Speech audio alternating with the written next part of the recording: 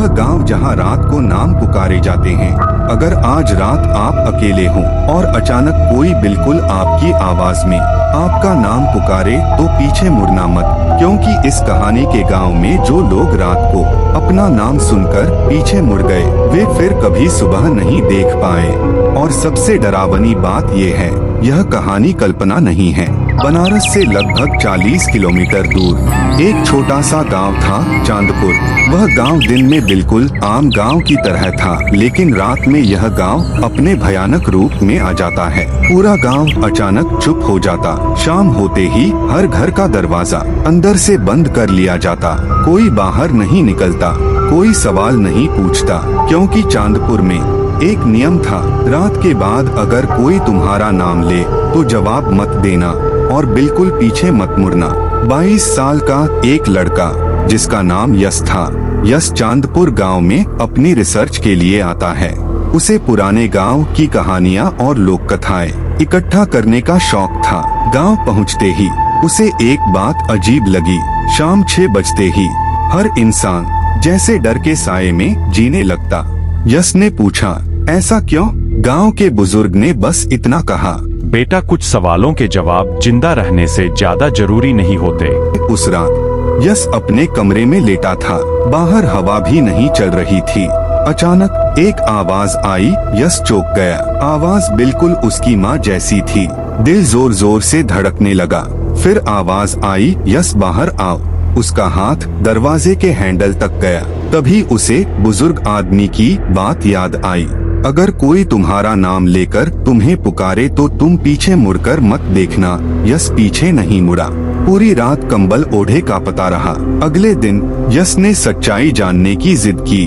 गांव की एक बूढ़ी औरत ने रोते हुए बताया, सालों पहले यह एक लड़की थी।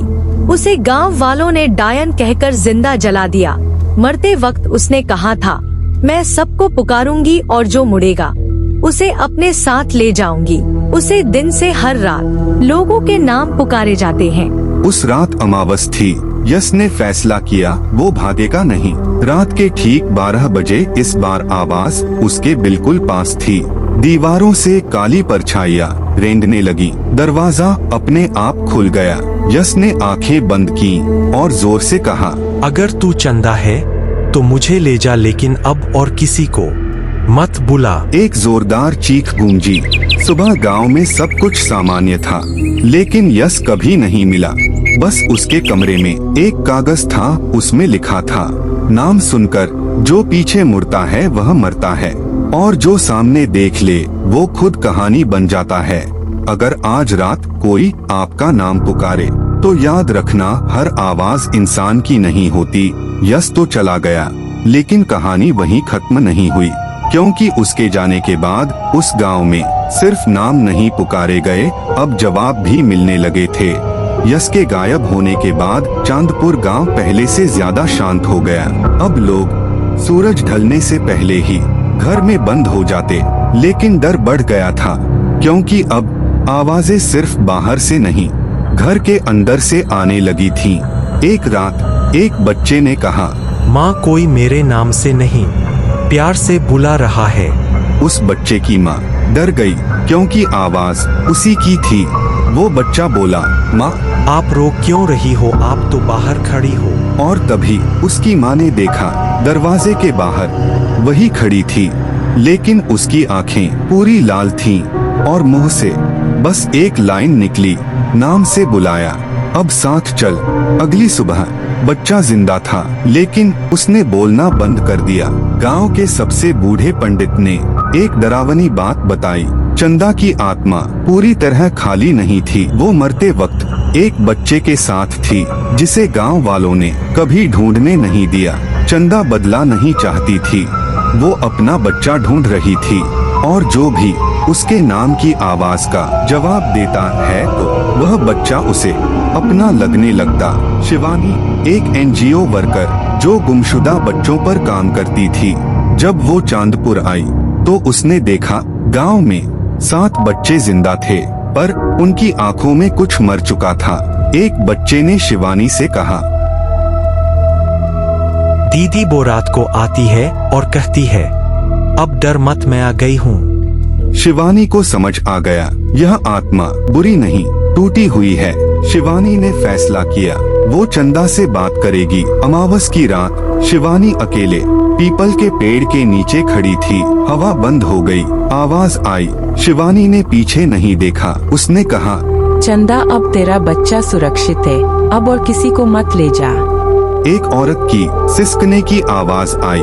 आंखों से खून नहीं, आंसू टपके। सुबह गांव में शांति थी, पर शिवानी कभी वापस नहीं गई।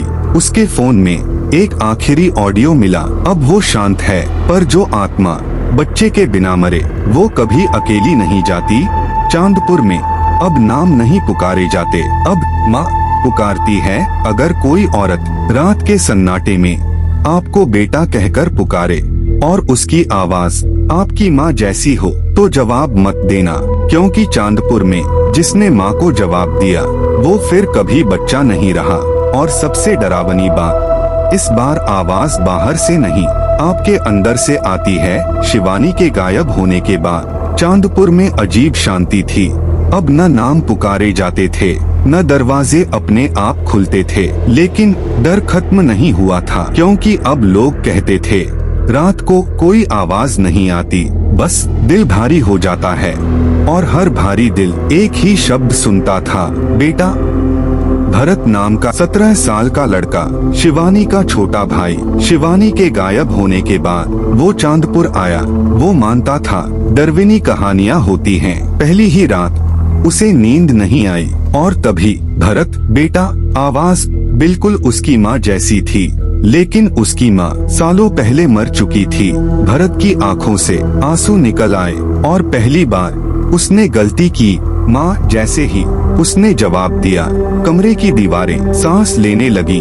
आईने में उसे अपना चेहरा नहीं दिखा, बल्कि एक औरत जली हुई, टूटी हुई, लेकिन आंखों में ममता थी। वो बोली, अब तू मेरा है। अगली सुबह भरत जिंदा था, पर उसने गांव के हर औरत को वह माँ कहना शुरू कर दिया था। गांव के पंडित ने आखिरी सच बताया, चंदा सिर्फ आत्मा नहीं थी, वो एक माँ थी। और जिस माँ का बच्चा उससे छीन लिया जाए वो भूत नहीं बनती, वो माँ ही रहती है।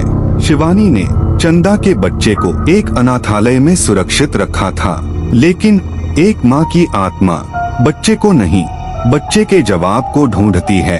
अमावस की रात भरत पीपल के पेड़ के नीचे खड़ा था। वो जानता था अब बचना मुमकिन नहीं। हवा रुकी। बेटा, इस बार भरत ने आंखें बंद की और शांति से बोला, अगर तू माँ है तो आज मुझे छोड़ दे, ताकि कोई और बच्चा अनाथ न हो। एक औरत की लंबी सिसकी गूंजी। पेड़ से पत्ते नहीं, खिलौने गिरे।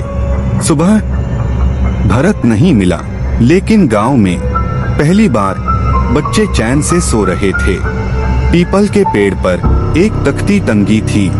माँ को जिसने जवाब दिया वो चला गया, ताकि बाकी बच्चे बच सकें। अगर आज रात कोई आपको बेटा कहकर पुकारे तो डरना मत, बस याद रखना, हर माँ जिंदा नहीं होती और हर आवाज बुलाने के लिए नहीं होती।